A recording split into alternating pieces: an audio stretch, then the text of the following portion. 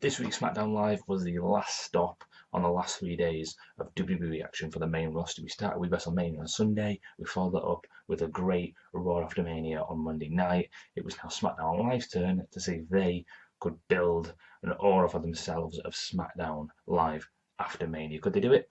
We had a SmackDown Live Women's Championship rematch, Naomi versus Alexa Bliss. We had a great main event with tag team match, and we had some NXT call-ups and debuts. Overall, it was a good show. Let's get into it. We'll kick things off with the controversial new WWE champion Randy Orton. A lot of people didn't like the fact that he won and beat Bray Wyatt for the championship at WrestleMania. I was one of those. Didn't like the match. Didn't like the outcome. If I was going to get an outcome like that at WrestleMania, I would prefer it to be dirty. I'm not sure how, maybe Luke Harper getting involved or something that kind of continued this feud without being such a poor match and a poor outcome. Either way, Randy Orton comes out to open SmackDown, cuts a little bit of a promo before he's interrupted by Bray Wyatt on the Titantron. Bray Wyatt babbles for a bit as he does before saying he's got something in store for Randy Orton in the way of a House of Horrors match.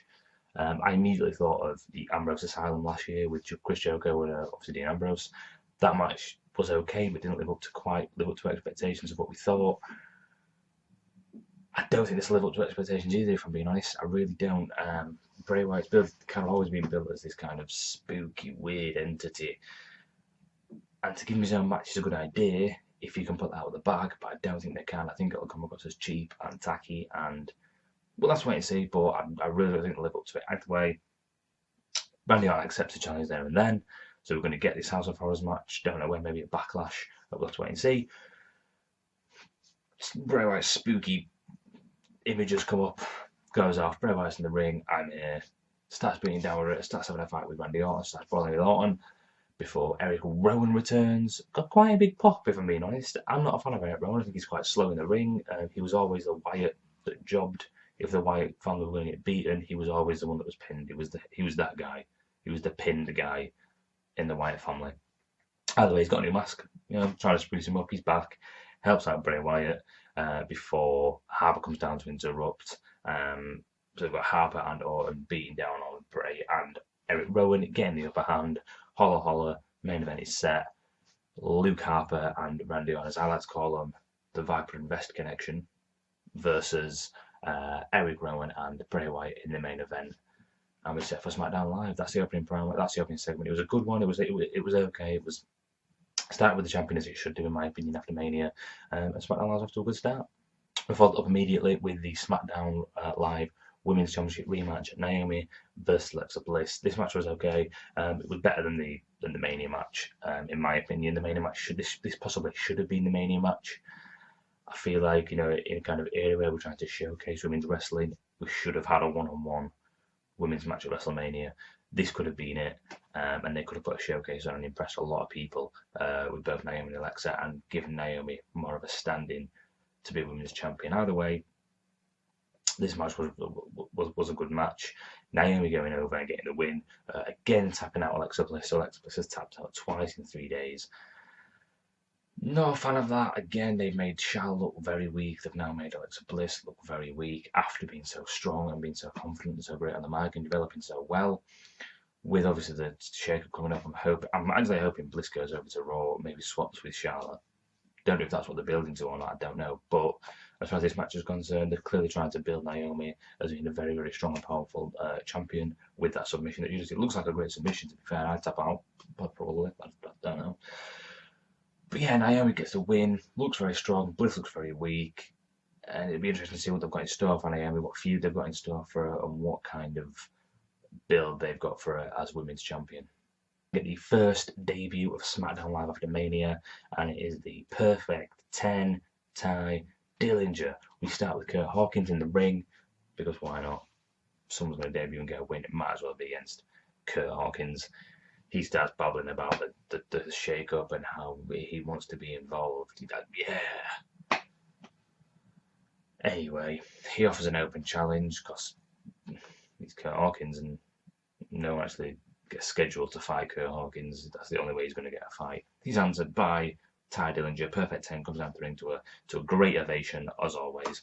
Not as good as the ovation at Royal Rumble, but still a great ovation. I thought it was a bit rushed how they did it. Kurt Hawkins saying, I'm going to give you to the count of 10. As soon as he said 10, the music hit. I thought it would have been better if he'd said, I'm going to give you to the count of 10 to get to the ring. And they started going 1, 2. I think the crowd would have latched onto this and started chanting 10, 10, 10, 10. As soon as they get to 10, that's when Ty Dillinger's music hits. That would have created more of a buzz, I think, and more of a pop. Didn't happen that way, it's only a small thing. Ty Dillinger comes down, little 5-minute match between the two of them. Ty Dillinger picking up the win, crowd all over it with a fist in the corner, shouting 10 every time with the kicks and the strikes, shouting 10 every time, getting the win. I think even as the ref was doing the count, the crowd were going 10, 10, 10, which was great. I think that's what they're worried about. They were worried about calling Ty Dillinger up and the crowd getting carried away. You can't fault the guy for being over too much, in my personal opinion. I think that's a bit ridiculous. He did well. Great debut on SmackDown Live. I think Ty Dillinger will make... I'm a big fan of his myself. I think he'll make a great champion one day. I actually think, and I put money on, him being a champion by the end of the year. Probably IC champion. I don't think he'll go to Raw. I think he'll stay on SmackDown. And I think he'll make a great IC champion. Hopefully, Miz elevates to champion. Corbin beats Dean at some point for the IC title. And then maybe Ty Dillinger succeeds Baron Corbin. That'd be really interesting. I think that'd be great. But yeah, Ty Dillinger debuts. Great debut. Moving on. A little bit of a promo from the Andre the Giant Memorial Battle Royal winner, Mojo Rawley. Yeah. It was awkward as hell. Interview backstage, talking about getting drunk and saying that Andre the Giant would have been great to drink with and dance with. This guy's so awkward, man. He's not going anywhere. It was a bad choice of win. I get what they were trying to do, but it was a poor choice. He's not going anywhere other than TNA one day, probably. Yeah. Next little segment between Miz and Maurice. Coming out was John Cena and Nikki Bella. This was great. I love the effort that Miz puts into playing John Cena, especially with the running against the ropes with the John Cena signal. The whole segment between Miz and Maurice was great. They were interrupted by none other than Shinsuke Nakamura. Everyone expected, a lot of people expected this. As soon as the guy started playing the violin on the ramp, it was 100% obvious to me that Shinsuke was coming out, and surely to everyone else. He did. He came down to the ring, did his usual entrance, his phenomenal entrance that he does. Gets in the ring. I was expecting something between Miz and Nakamura. I don't know if that's the feud they're going with. To be honest, I'm not even sure why he came out then. It felt weird to me. I think everyone could feel it coming. And for me, I was sat there thinking, why would he interrupt Miz? I don't know why he'd interrupt Miz. He's not friendly with John Cena. He doesn't hate the Miz. He didn't make a lot of sense, but it was still fantastic. He got in the ring, did his weird thing that he does. The music went off. He kind of stood there for a while, soaked in the ovation. Then the music came back on, and he left the ring. No competition with the Miz. I was looking forward to Miz cutting a promo on Nakamura before Nakamura knees him in the face with the Kinshasa. That was what I was looking forward to. But we didn't get that. He left the ring. It was still a great moment. It was still a fantastic moment. In my opinion, it should have closed the show, because I think that they're going to build Nakamura as the next AJ Styles. I think AJ is going to go to Raw, and then Nakamura is going to be the AJ Styles for SmackDown. But we'll have to wait and see. But for now, it was a great debut. Should have closed the show, but it didn't. And yeah, Shinsuke Nakamura on SmackDown Live. We now got a match that we should have had at WrestleMania. Dean Ambrose versus Baron Corbin. Street fight.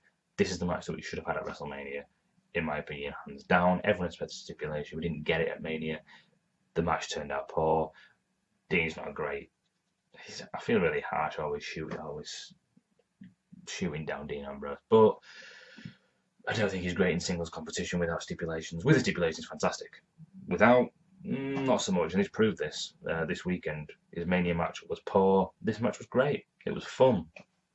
The wrestling wasn't fantastic, but the spots were good. The kind of charge through the table in the corner, the elbow dropped through the table, the belt came out, Corbin throwing the steel chair to end the match with the end of days, Corbin picking up the win.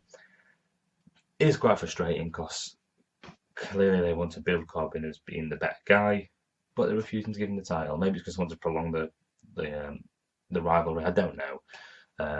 But Corbin definitely deserves to win the IC title off the back of this match and off the back of how he's been doing for the past few months. And hopefully this is leading to a title run for Baron Corbin. But the match was good. It was fun. It was great to see. And yeah, like I said, hopefully this leads to a Baron Corbin IC title run. Shane comes down to the ring next to sell the shake-up that's happening, obviously being announced by Vince the night prior on Monday Night Raw. Shane tells us how much of a mix-up it's going to be, how much opportunity is going to be thrown about, and how he's looking forward to which superstars are going to join SmackDown, which superstars are going to go to Raw. He's interrupted by AJ Styles, who comes down to the ring. Got a nice new shine of his troubles against Shane at WrestleMania in that great match we saw. AJ Styles offers Shane a handshake, saw that coming.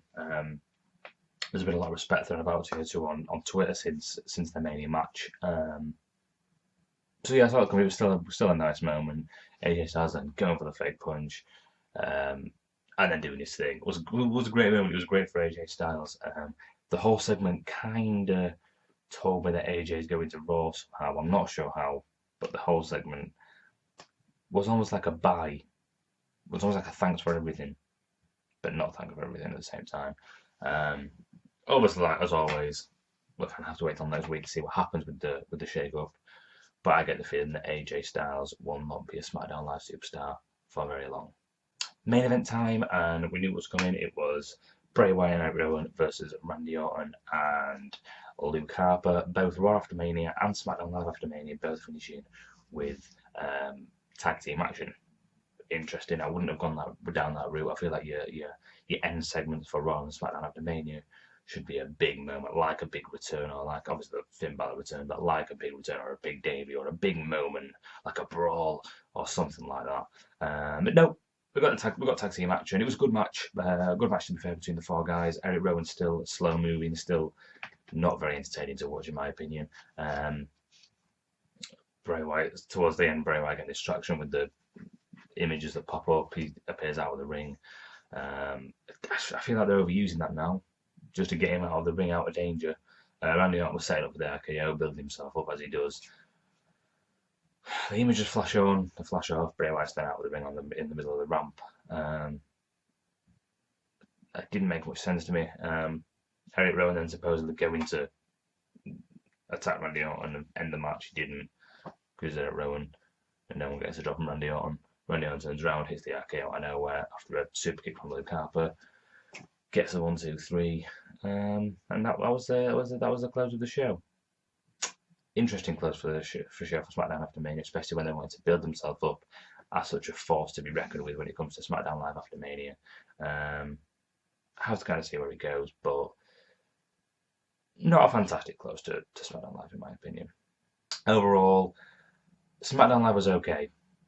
It was by no means great. I think we've had better SmackDown Lives in the past. They clearly relied on their debuts of Shinsuke Nakamura and Ty Dillinger for this SmackDown to be special. I do feel like it needed a bit more. If they wanted to build themselves as a SmackDown Live after Mania, it is now a thing. It's now going to be as awesome as Raw after Mania. I don't think they got that job done, in my opinion. You can't just rely on those debuts to build your show. You have to do something with them. We didn't get any action from Shinsuke Nakamura. We got a little 5-minute match between Ty Dillinger and Kurt Hawkins, which was nothing special. It was just a little match to debut Ty. So yeah, in my opinion, they had to do more, unfortunately, especially with the end segment. Although it was a good match, it wasn't anything unique. It wasn't nothing we've kind of not seen before. So they had to do more, in my opinion. Takeaways from SmackDown Live, obviously, what's the House of Horrors match going to be between Bray Wyatt and Randy Orton? The shake-up, obviously, what's going to happen there? Who comes to Raw? Who's going to SmackDown? In my opinion, I think Alexa's going to Raw. I think AJ's going to Raw. A lot of people now, AJ and Shinsuke are on the same show, really want that feud to ignite. Obviously, we've seen AJ Styles versus Shinsuke in New Japan at Wrestle Kingdom 10. It was a fantastic match, and a lot of people are looking to see them collide in WWE. I don't want that straight away.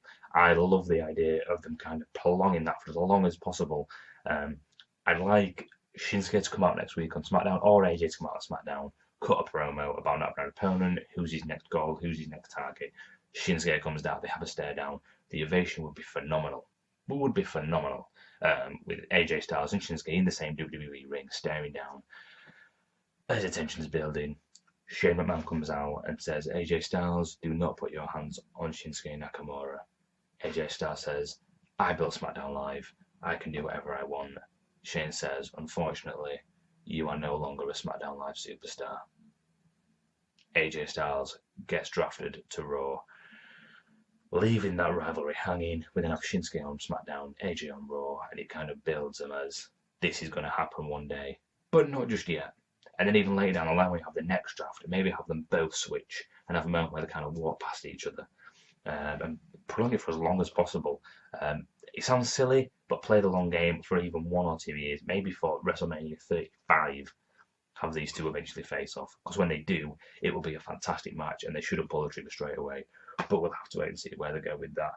Obviously, we have debuts of Ty as another takeaway. What's going to happen with Ty Dillinger? What rivalry he's going to go into? Leave your thoughts in the comments of what you think, what rivalry you think Ty Dillinger would be good in, what you think his first rivalry should be. Like I said, I think it'd be great with an IC title run later down the line. For now, he needs something else to get his teeth into to get him settled in as a SmackDown Live super. So I think your takeaways: what's going on with Ty and Shinsuke? What's going to happen with the draft? And what is this House of Horrors match all about? Thanks as always. If you like what you see, hit the subscribe button, hit the like button. Leave your thoughts in the comments. You can follow me on Twitter at run_the ropes. And other than that, check out next week for more Run the Ropes. Cheers.